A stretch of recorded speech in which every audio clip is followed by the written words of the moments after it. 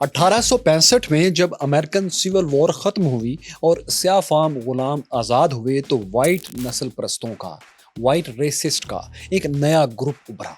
اس group نے خود کو کیو کلکس کلین یا شارٹ میں کے کا نام دیا۔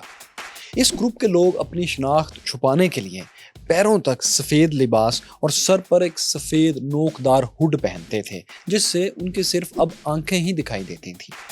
اس گروپ کی آئیڈیالوجی یہ تھی کہ امریکہ صرف سفید فاموں کا ہے، وائٹ امریکنز کے لیے ہے، کیونکہ ان کے مطابق وائٹ امریکنز نے ہی اس ملک کو بنایا تھا۔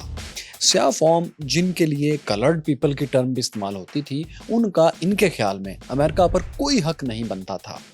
کے نے برسوں تک امریکہ میں سیاہ فام آبادی اور ان کے حامی سفید فام لبرلز پر چھپ کر حملے کیے۔ 1920 کی دہائی میں 1920s میں یہ لوگ کھل کر اب سامنے آنے لگے۔ انہوں نے اپنے چہرے چھپانا بھی چھوڑ دیے اور دارالحکومت واشنگٹن ڈی سی میں مارچ کرنے لگے۔ اس گروپ کی آئیڈیالوجی اتنی تیزی سے امریکہ میں پھیلی کہ امریکی قوم دو حصوں میں تقسیم ہو گئی۔ ایک طرف سفید فام نسل پرست تھے اور دوسری طرف سیاہ فام اور ان کے حقوق کے لیے لڑنے والے لبرل سفید فام۔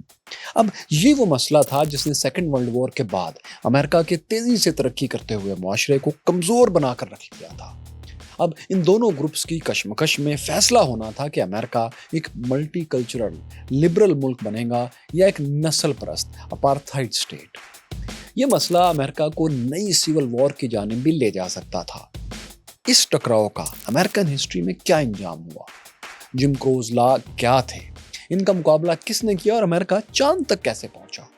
میں ہوں فیصل اڑائچ اور دیکھو سنو جانو کہ history of America series season 3 کی چوتھی قسط میں ہم آپ کو یہی سب دکھائیں گے۔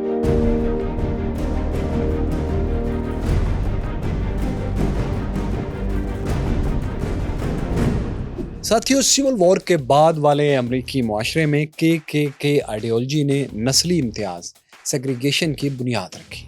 خصوصاً جنوبی ریاستیں جنہوں نے کنفیڈریٹ اسٹیٹس آف امریکہ کے نام سے علیحدگی کی جنگ لڑی تھی، وہاں سیاہ فاموں کو برابر کا انسان سمجھا ہی نہیں جاتا تھا۔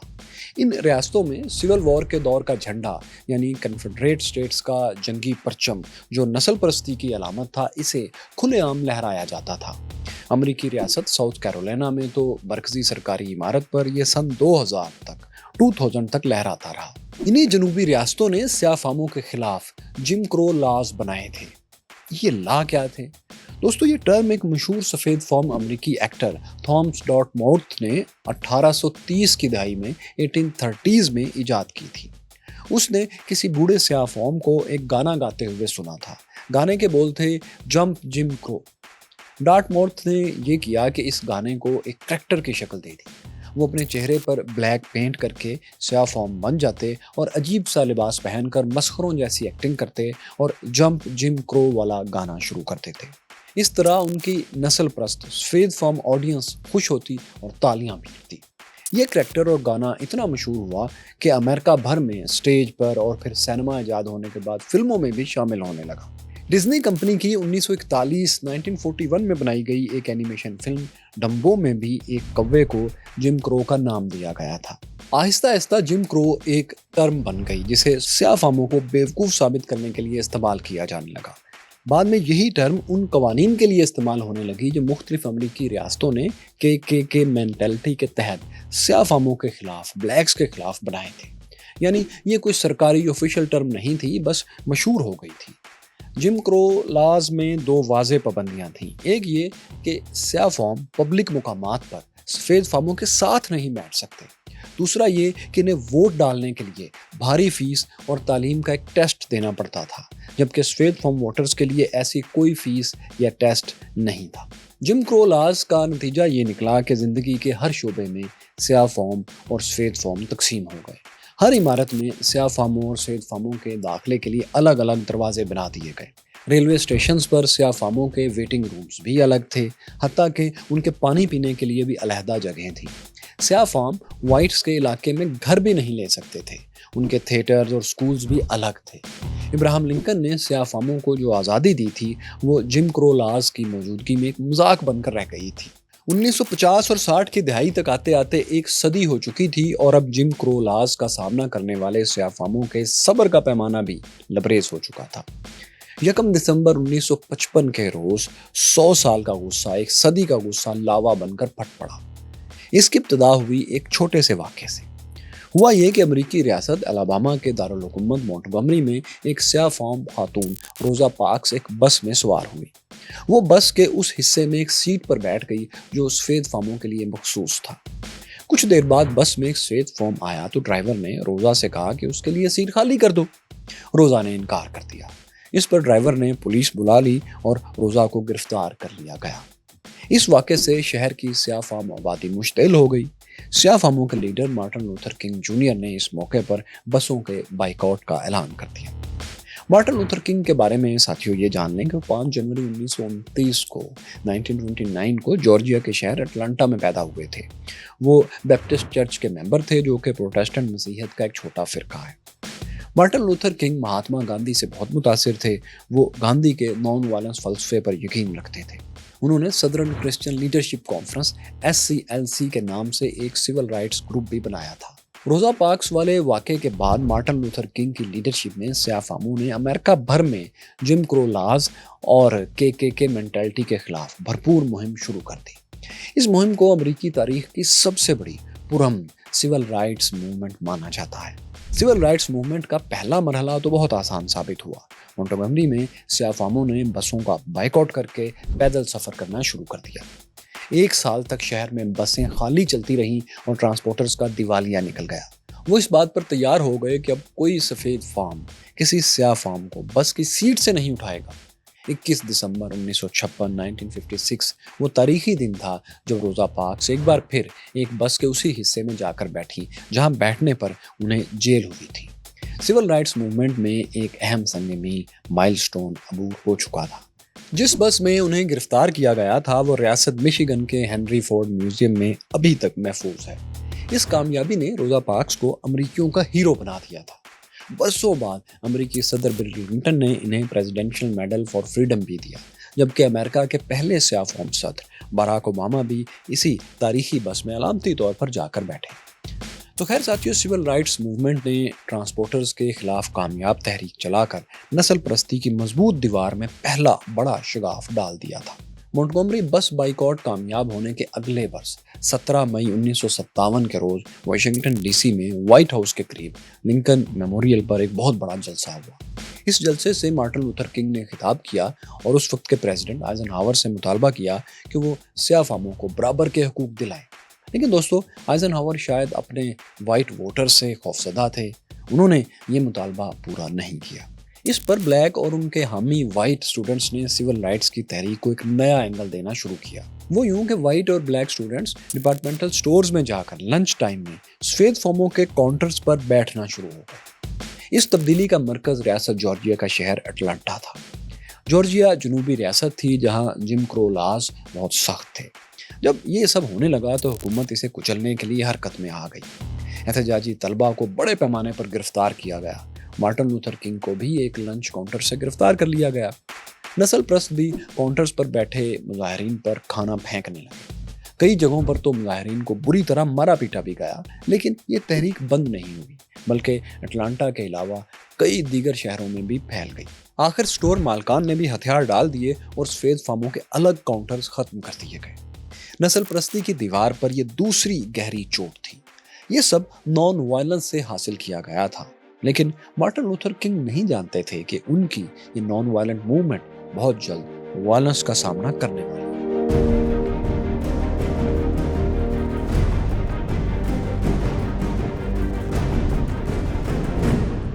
نسل پرست ریاستی حکومتوں اور سفید فاموں نے سول رائٹس موومنٹ کی کامیابیاں دیکھیں تو خم ٹھونک کر میدان میں نکل آئے۔ سیاہ فاموں کے خلاف پولیس اور پیراملٹری فورسز کا بھرپور استعمال شروع ہو گیا۔ پولیس نے سیاہ فاموں پر واٹر کینن کا استعمال کیا، لاٹھی چارج شروع کر دیا۔ ریاست الاباما کے علاقے برمنگھم میں مظاہرین پر کئی کتے چھوڑ دیے گئے۔ ہزاروں لوگوں کو جیل بھیجا گیا۔ برمنگھم میں بڑوں کی گرفتاری کے بعد بچے مظاہرے کرنے کے لیے سڑکوں پر نکل آئے۔ ان مظاہروں کو چلڈرن کروسیڈز یعنی بچوں کی صلیبی جنگ کا نام دیا گیا۔ लेकिन पुलिस ने इन बच्चों से एहतजाजी पोस्टर्स छीन लिए और इन्हें भी बड़ी तादाद में गिरफ्तार करके जेलों में डाल दिया। पुलिस के साथ साथ सफ़ेद फार्म नस्ल प्रस्तों ने भी सिविल राइट्स मूवमेंट पर बाकायदा खुद हमले शुरू कर दिए। 10 मई 1963 के रोज स्याह फार्मों की तहरीक के हेडक्वार्टर एजी गेस्टन मोटल पर बम हमला किया गया। इसमें 4 लोग जख्मी हुए। इसी तरह 15 सितंबर को एक चर्च पर बम हमले में 4 स्याह फार्म बच्चियां मारी गई। राइट्स मूवमेंट के दौरान एक तहरीक फ्रीडम राइडर्स की भी थी। ये स्याह फार्म और सफेद फार्म तलबा थे जिन्होंने बसें किराए पर लेकर अमेरिका में तवील सफ़र शुरू कर दिया।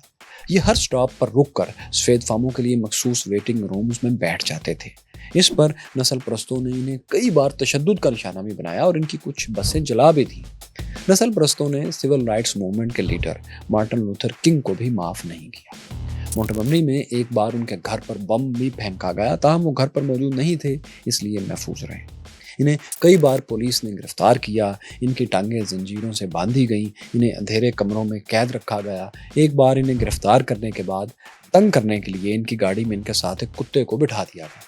इन्हें कम्युनिस्ट साबित करने के लिए पब्लिक में एक बोर्ड लगाया गया जिसमें इन्हें मुबैना तौर पर एक कम्युनिस्ट ट्रेनिंग सेशन में बैठे हुए दिखाया गया था।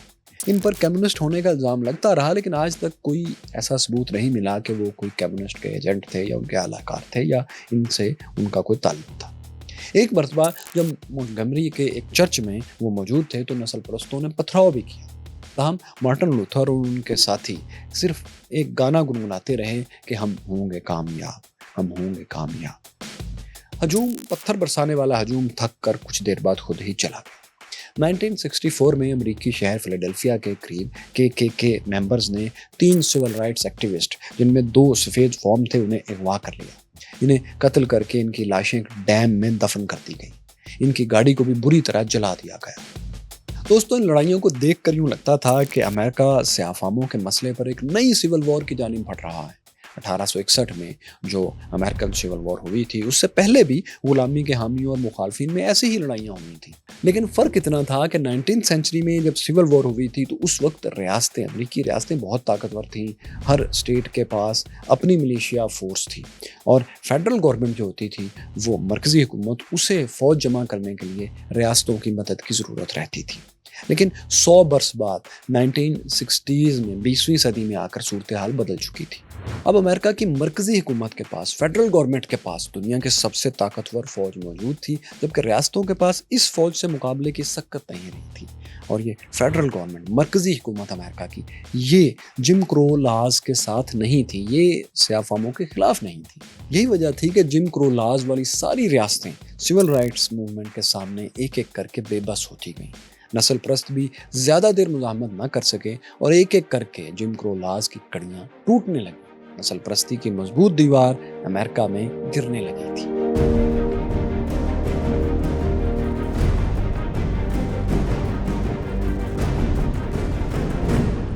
अट्ठाईस अगस्त 1963 का दिन था और वाशिंगटन में लिंकन मेमोरियल के सामने 2.5 लाख अमेरिकियों का एक समंदर मौजूद था।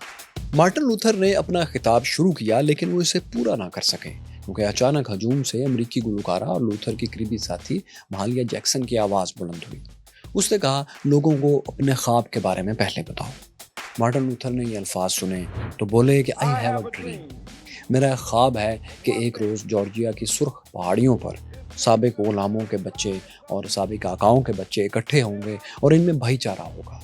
एक रोज़ मेरे चारों बच्चों को उनके रंग से नहीं बल्कि किरदार से पहचाना जाएगा। मार्टिन लूथर के ये अल्फाज तारीख में अमर हो गए।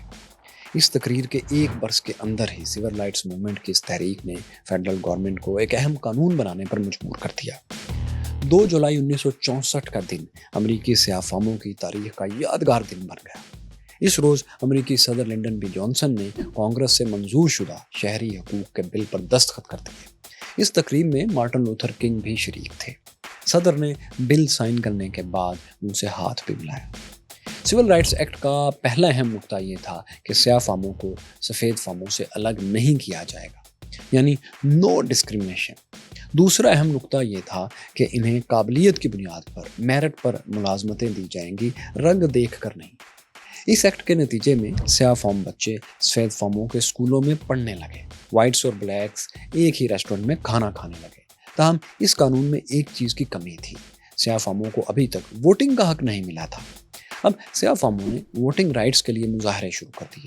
ان مظاہروں کا مرکز ایک بار پھر الاباما ریاست بنی، جہاں 10 برس پہلے بس بائیکاٹ ہوا تھا۔ الاباما کے گورنر جارج ویلز کٹر نسل پرست تھے۔ وہ سول وار کے جنوبی ریاستوں والے پرچم، جو کہ نسل پرستی کی علامت تھا، اسے اپنے جلسوں میں ساتھ لایا کرتے تھے۔ انہوں نے سیاہ فاموں کے احتجاج کو طاقت سے کچلنے کے احکامات جاری کر دیے۔ پولیس اور پیراملٹری فورسز نے ریاست بھر میں سخت کارروائیاں شروع کر دی۔ نسل پرستی کی انتہا یہ تھی کہ پولیس کی گاڑیوں کی لائسنس پلیٹس پر بھی کنفیڈریٹ پرچم لگا ہوا تھا۔ کچھ پولیس اہلکاروں کے ہیلمٹس پر بھی یہ فلیگ ہوتا تھا۔ 18 فروری کو ایک سیکورٹی اہلکار نے سیاہ فام ایکٹیوسٹ جم لی جیکسن کو قتل بھی کر دیا۔ اسی طرح 11 مارچ کو نسل پرستی کے مخالف ایک سفید فام ایکٹیوسٹ جیمز ریب کو بھی کے ممبرز نے تشدد سے مار دیا۔ تاہم سیاہ فام ووٹنگ رائٹس کے لیے پرامن مظاہرے کرتے رہے۔ سیاہ فاموں نے 7 مارچ کو سلما شہر سے الاباما کے دارالحکومت مونٹگمری کی طرف مارچ کیا۔ راستے میں دریائے الاباما پر قائم ایڈمنڈ برج پر فوجیوں اور گھوڑ سوار پولیس اہلکاروں نے مارچ کا راستہ روک دیا۔ مظاہرین اور پولیس میں شدید جھڑپیں ہوئیں۔ پولیس کی شیلنگ اور لاٹھی چارج سے درجنوں مظاہرین زخمی ہوئے اور بہت سے گرفتار کر لیے گئے۔ ایک سیاہ فام لیڈر ایمیلیا بوئنٹن پولیس تشدد سے بے ہوش ہو گئی۔ پولیس نے اسے سڑک کنارے پھینک دیا۔ اس دن کو امریکی تاریخ میں بلڈی سنڈے کے نام سے یاد کیا جاتا ہے۔ اس تشدد کی تصاویر نے دنیا بھر میں امریکہ کا امیج بہت خراب کیا۔ صدر لنڈن پی جانسن نے ٹی وی پر قوم سے خطاب کیا اور اس تشدد کی مذمت کی۔ انہوں نے کانگریس کو ووٹنگ رائٹس کے لیے ایک ایکٹ پاس کرنے کی بھی ایڈوائس دی۔ صدر نے سیاہ فاموں کو مونٹگومری تک مارچ کی اجازت بھی دے دی اور ان کی حفاظت کے لیے نیشنل گارڈز تعینات کر دیے۔ 21 مارچ کو سیاہ فاموں نے مارٹن لوتھر کنگ کی قیادت میں فائنل مارچ شروع کیا اور 5 روز کا سفر کر کے مونٹگمری پہنچ گئے۔ یہاں الاباما پارلیمنٹ کی سیڑھیوں پر بہت بڑا جلسہ کیا گیا، جس سے مارٹن لوتھر کنگ نے خطاب کیا۔ سیاہ فاموں کا یہ مارچ کامیاب رہا۔ امریکی کانگریس نے ووٹنگ رائٹس ایکٹ پر کام شروع کر دیا۔ جولائی 1965 میں کانگریس سے یہ ایکٹ بھی منظور ہو گیا اور 6 اگست 1965 کے روز صدر جانسن نے ووٹنگ رائٹس ایکٹ پر دستخط کر دیے۔ دستخط کی اس تقریب میں پھر مارٹن لوتھر کنگ کو بلایا گیا تھا۔ اس ایکٹ کے تحت سیاہ فاموں کو بغیر کسی شرط کے سفید فاموں ہی کی طرح ووٹر بننے کی اجازت مل گئی۔ دوستو، 1965 وہ سال تھا جب امریکن سول وار اور غلامی کے خاتمے کے 100 برس مکمل ہو گئے تھے۔ اسی برس سیاہ فاموں کو ووٹنگ کا حق ملنا بہت بڑا مائل سٹون تھا۔ جم کرو لاز آخرکار دفن ہو گئے تھے۔ ساتھیو، سول رائٹس موومنٹ کی کامیابی کا سہرا بلا شبہ مارٹن لوتھر کنگ کے سر جاتا ہے۔ 100 برس پہلے ابراہم لنکن نے جس نسل پرست طبقے کو جنگ میں شکست دی تھی، اسے مارٹن لوتھر نے اب نان وائلنس سے دوبارہ شکست دے دی تھی۔ جم کرو لاز کو تلوار سے نہیں، قلم سے اور پرامن مارچز سے ختم کر دیا گیا تھا۔ مارٹن لوتھر کنگ کو اس ساری موومنٹ چلانے پر اس سے 1 برس پہلے امن کا نوبل انعام بھی دیا گیا تھا۔ لیکن دوستو، ان کامیابیوں کی قیمت مارٹن لوتھر کنگ کو بہرحال اپنی زندگی کی شکل میں چکانا پڑی۔ 4 اپریل 1968 کے روز ایک نسل پرست جیمز اورل رے نے انہیں گولی مار کر قتل کر دیا۔ جیسے سیاہ فاموں کو غلامی سے آزادی دلانے والے ابراہم لنکن قتل ہوئے تھے، ویسے ہی انہیں حقوق دلوانے والے مارٹن لوتھر کنگ بھی موت کی نیند سلا دیے گئے۔ ان کے قاتل کو گرفتار کر لیا گیا۔ اسے 99 برس 99 ایئرز قید کی سزا ہوئی اور 1998 میں یہ جیل ہی میں چل بسا۔ دوستو، یہ بھی آپ کے علم میں رہے کہ یہ قوانین تو بن گئے، لیکن سفید فاموں نے، انتہا پسند سفید فاموں نے ان قوانین کے خلاف بھرپور مہم جاری رکھی۔ وہ کسی صورت نسل پرستی کو چھوڑنے پر تیار نہیں تھے۔ ان کا کہنا تھا کہ ہمارے بھی سول رائٹس ہیں اور وہ یہ کہ ہمیں سیاہ فاموں سے الگ رکھا جائے۔ یہ لوگ جلوس نکالتے تھے کہ فلاں علاقے سے دور رہو کیونکہ یہاں نیگروز اور وائٹ مکس ہو رہے ہیں۔ کئی نسل پرست الزام لگا رہے تھے کہ سفید فاموں اور سیاہ فاموں کے لیے ایک اسکول کی ڈیمانڈ کمیونسٹ سازش ہے۔ کئی وائٹس تو سیاہ فاموں کو نوکریوں سے نکالنے کی مہم بھی چلا رہے تھے۔ سفید فام اسکولوں کے طلبہ بھی مظاہرے کیا کرتے تھے کہ سیاہ فام بچوں کو ان کے اسکولوں میں کسی صورت داخلہ نہ لینے دیا جائے۔ سیاہ فام طلبہ اسکولوں میں جاتے تو سوید فام انہیں گالیاں دیتے۔ سوید فام اپنے لیے مخصوص کسی بھی جگہ پر سیاہ فاموں کو داخل ہونے سے سختی سے روک دیتے تھے۔ کچھ سیاہ فام فلوریڈا میں ایک ہوٹل کے سوئمنگ پول میں نہانے گئے، تاہم انہیں زبردستی باہر نکال کر پولیس کے حوالے کر دیا گیا۔ فلوریڈا میں ہی ایک اور مقام پر جب کچھ سیاہ فام بطور احتجاج ایک سوئمنگ پول میں کودے تو وہاں کے مینیجر نے تالاب میں تیزاب پھینک دیا۔ یہ حرکت کرتے وقت اس نے چیخ کر کہا کہ میں سوئمنگ پول کو پاک کر رہا ہوں۔ بہرحال خیریت گزری کہ لوگ سوئمنگ پول سے نکل گئے اور کسی کو نقصان نہیں پہنچا۔ فلوریڈا کے ایک بیچ پر بھی جب سیاہ فاموں نے سمندر میں تیرنے کی کوشش کی تو نسل پرستوں نے ان کا راستہ روک لیا۔ سیاہ فاموں کو مارا پیٹا گیا۔ وائٹ خواتین نے بھی سیاہ فاموں کی حامی سوید خواتین کو ٹھوکریں ماری، تاہم یہاں پولیس نے لاٹھی چارج کر کے صورتحال پر قابو پا لیا۔ بہرحال وقت کے ساتھ ساتھ یہ سب جھگڑے اور مظاہرے تھمتے چلے گئے اور آج امریکہ میں سیاہ فام اور سوید فام مل جل کر رہ رہے ہیں، یعنی امریکہ ایک ملٹی کلچرل لبرل سوسائٹی کی شکل میں ڈھل چکا ہے۔ تاہم دوستو، کیو کلکس کلین یعنی کے مینٹلٹی اور گروپس ختم نہیں ہوئے۔ آج بھی امریکہ میں بہت سے نسل پرست گروپ موجود ہیں جو خود کو کے کہتے ہیں۔ یہ بعض اوقات اپنے خاص لباس سے پہچانے بھی جاتے ہیں، تاہم اب یہ پہلے کی طرح طاقتور اور وائلنٹ نہیں رہے۔ یہ وہی طبقہ ہے جو پچھلے 150 برس میں 2 بار ہار چکا ہے، لیکن امریکہ پر اب بھی اپنی گرفت دوبارہ قائم کرنے کے لیے موقع کی تلاش میں ہے۔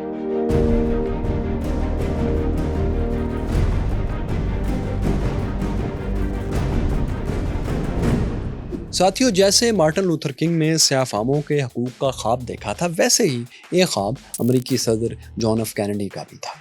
یہ تھا امریکہ کو چاند تک لے جانے اور پھر واپس لانے کا خواب۔ انہوں نے 1961 میں ہی مون مشن کا اعلان کر دیا تھا۔ انہوں نے وعدہ کیا تھا کہ امریکہ 1960 کے آخر تک انسان کو چاند پر اتار دے گا۔ یہ کام انہیں سوویت روس سے پہلے کرنا تھا، کیونکہ اسی کے ساتھ امریکہ کی اسپیس ریس زوروں پر تھی۔ آپ پچھلی ایپیسوڈ میں جان چکے ہیں کہ اس ریس میں سوویت روس کو برتری حاصل تھی، کیونکہ اس نے دنیا کی پہلی سیٹلائٹ سپوتنک 1 خلا میں بھیج دی تھی۔ لیکن 1960s میں روس نے ایک اور مائل سٹون کی طرف قدم بڑھایا۔ اس نے انسان کو خلا میں بھیجنے کی تیاریاں شروع کر دی۔ اسپیس ریس اب نیکسٹ لیول میں داخل ہونے جا رہی تھی۔ 12 اپریل 1961 کے روز انسانی تاریخ نے ایک نیا موڑ لیا۔ سوویت روس نے پہلا انسان خلا میں بھیج دیا۔ یہ ایک 27 سالہ روسی ایئر فورس پائلٹ یوری گگیرین تھے۔ انہیں ایک اسپیس کیپسول میں اس طرح سے لٹایا گیا تھا جو آپ سکرین پر جیسے دیکھ رہے ہیں۔ یہ اسپیس کیپسول فضا میں جا کر راکٹ سے الگ ہو گیا۔ یوری گگیرین نے 1 گھنٹہ 48 منٹ تک زمین کے گرد خلا میں چکر لگایا۔ سوویت روس کی اس اچیومنٹ نے امریکہ کو بھی جواب دینے پر مجبور کر دیا۔ اگلے ماہ 5 مئی کے روز امریکی astronaut Alan Shepard spacecraft Freedom 7 میں بیٹھ کر اسپیس میں پہنچ گئے۔ وہ 15 منٹ تک اسپیس میں رہے۔ وہ کہ روس کے مقابلے میں یہ اچیومنٹ کم تھی، لیکن امریکہ نے یہ میسج دے دیا تھا کہ وہ اسپیس ریس سے پیچھے ہٹنے کو تیار نہیں ہے۔ اسپیس ریس میں اگلا مائل سٹون تھا اسپیس کرافٹ سے باہر نکل کر خلا میں کسی انسان کا وقت گزارنا۔ اس ریس میں بھی سوویت روس ہی بازی لے گیا۔ 18 مارچ 1965 کے روز روسی اسپیس مشن ووسخود 2 کے تحت روسی خلاباز الیگزی لینووو اپنے اسپیس کرافٹ سے باہر نکل کر اسپیس میں داخل ہو گئے۔ وہ 17.5 فیٹ لمبی کیبل کے ساتھ اسپیس کرافٹ سے بندھے ہوئے تھے۔ انہوں نے 12 منٹ خلا میں گزارے اور اسپیس کرافٹ میں واپس آ گئے۔ اب امریکہ کے لیے بھی اس کا جواب دینا ضروری ہو گیا تھا۔ 3 جون کو امریکہ نے بھی جمنائی 4 مشن اسپیس میں بھیجا۔ اس میں امریکی خلاباز ایڈورڈ ایچ وائٹ بیٹھے تھے۔ انہوں نے خود کو ایک 25 فٹ لمبی کیبل سے باندھا اور اسپیس میں 23 منٹس گزارے، یعنی روسی خلاباز سے زیادہ وقت انہوں نے خلا میں گزارا۔ اب دوستو، اسپیس ریس میں تیسرے اور اہم ترین مائل سٹون کی باری تھی۔ اب دونوں سپر پاورز کی نظریں چاند پر لگی تھیں اور یہ بات انڈرسٹوڈ تھی کہ جو پہلے چاند پر پہنچے گا، اسپیس ریس کا بڑا فاتح وہی ہوگا۔ اس ریس میں پہلی کامیابی پھر روس کو ملی۔ 3 فروری 1966 کے روز روسی لونا 9 مشن چاند کی سطح پر اتر گیا۔ یہ ان مینڈ مشن تھا، یعنی اس میں کوئی انسان سوار نہیں تھا۔ اس مشن نے چاند کی بہت سی تصاویر زمین پر بھیجی۔ اس کے جواب میں امریکہ نے بھی 2 جون 1966 کے روز سرویئر 1 مشن چاند پر اتار دیا۔ دونوں سپر پاورز یہاں تک ایک دوسرے سے زیادہ پیچھے نہیں تھی، مگر اصل مقابلہ یہ نہیں تھا۔ وہ یہ تھا کہ انسان کو چاند پر کون اتارے گا اور واپس لائے گا۔ اس مقابلے میں امریکہ کی بہت بڑی خواہش تھی کہ وہ سوویت روس کو کسی صورت بازی نہ لے جانے دے۔ صورتحال یہ تھی کہ امریکہ اور سوویت روس کے مون لینڈنگ پروگرامز مقابلے پر چل رہے تھے۔ روس میں ہیومن مون لینڈنگ پروگرام کو N1L3 کا نام دیا گیا تھا، جبکہ امریکی پروگرام گریک سن گاڈ اپولو کے کوڈ نیم سے چل رہا تھا۔ امریکہ نے 1967 میں روس سے پہلے ہی انسان کو چاند پر اتارنے کی پریکٹس شروع کر دی، لیکن شروع میں ہی ایک ایسی ٹریجڈی ہوئی جس نے پورے اپولو پروجیکٹ کو خطرے میں ڈال دیا۔ عوام اس مشن کے دشمن اب ہونے لگے تھے۔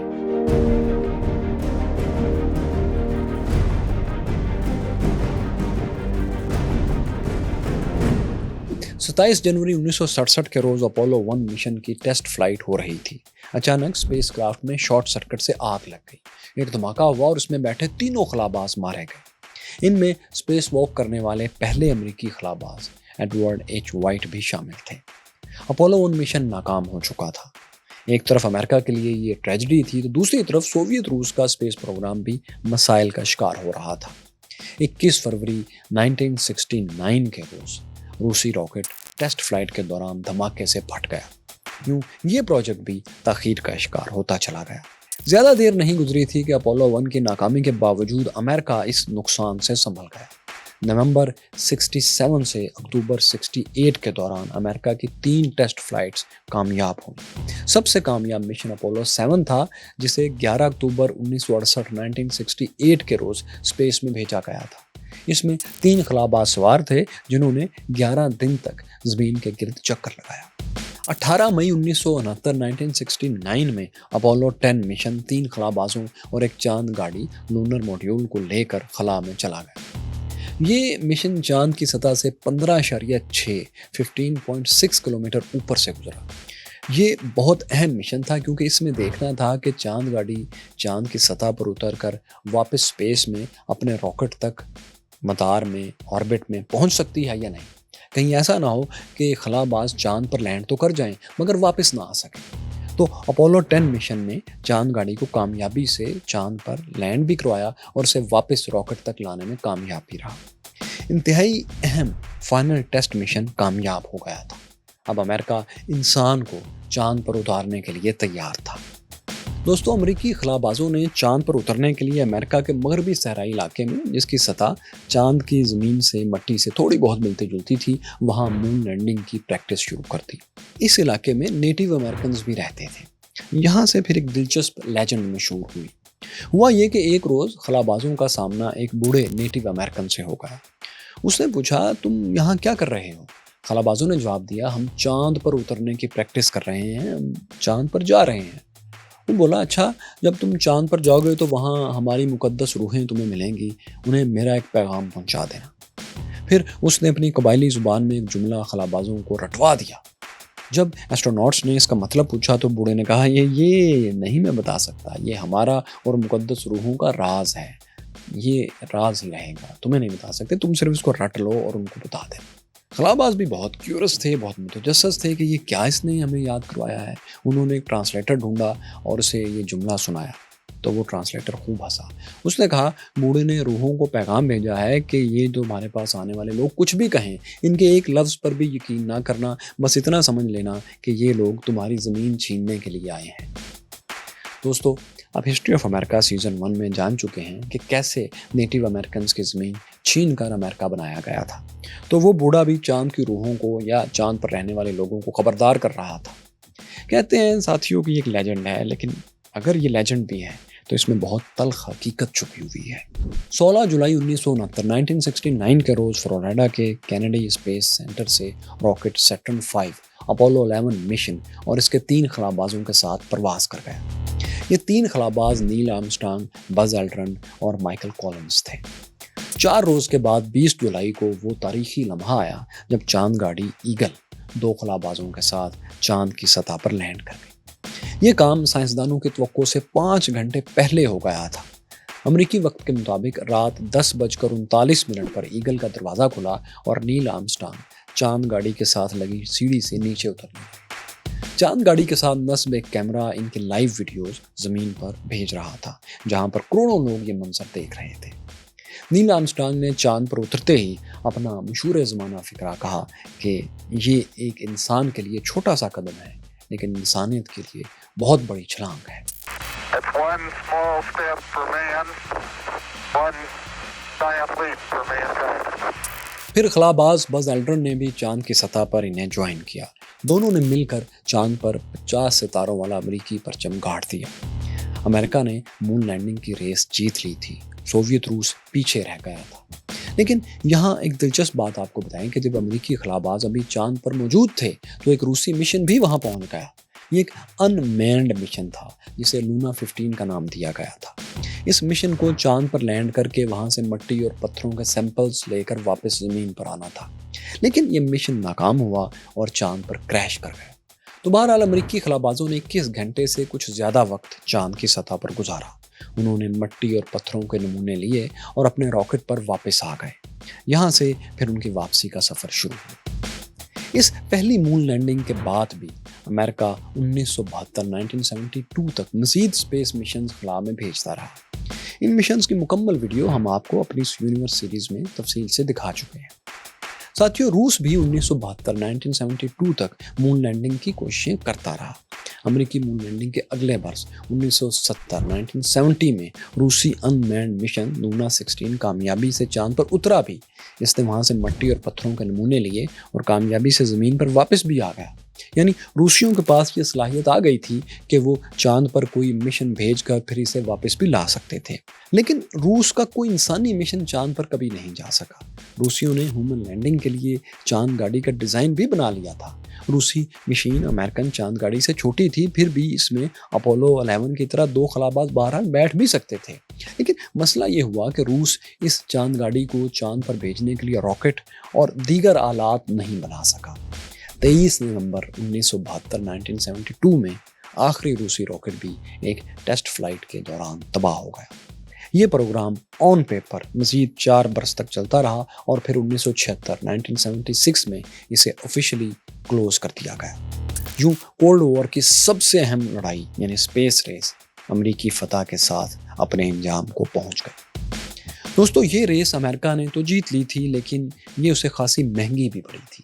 इस पर 24 अरब डॉलर्स की लागत आई थी, जो आज की वैल्यू के हिसाब से तकरीबन 100 बिलियन डॉलर्स बनते हैं।